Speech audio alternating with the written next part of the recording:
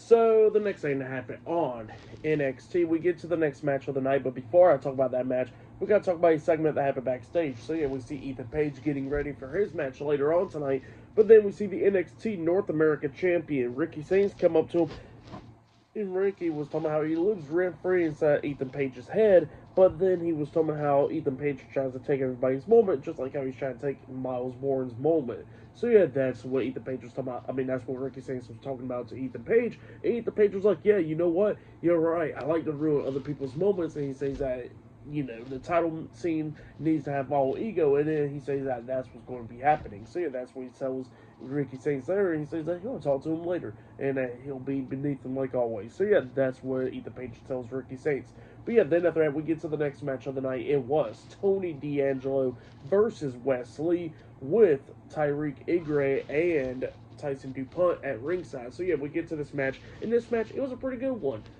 We see Tony D'Angelo take out all three guys at one point in this match. Wes Lee was talking a lot of crap to Tony D'Angelo during this match.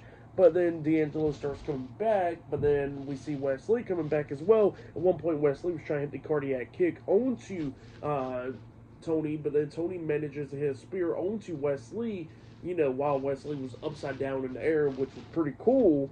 And then before he can hit the next move and all that stuff, all of a sudden we see Channing Stacks Lorenzo popping up on the screen, and he starts talking on the big screen, talking about how he found Adriano Rizzo's safe house, and that he's there, and then distracts Tony D'Angelo, and then D'Angelo turns around, he gets hit with a cardiac kick by Wes Lee, and then Wes Lee pinned him for the 3 count. So yeah, Wes Lee defeated Tony D'Angelo tonight in a one-on-one match, and it's pretty surprising because I don't remember the last time Wes Lee picked up a win, but he finally picked up a win.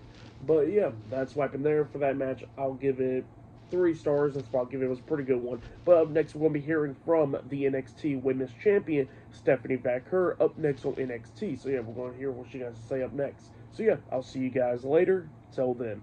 Oh yeah, and by the way, Stacks did say that he was going into the safe house, and then Tony D'Angelo quickly ran backstage. Forgot to mention that part, but yeah, I'll see you guys later. Till then.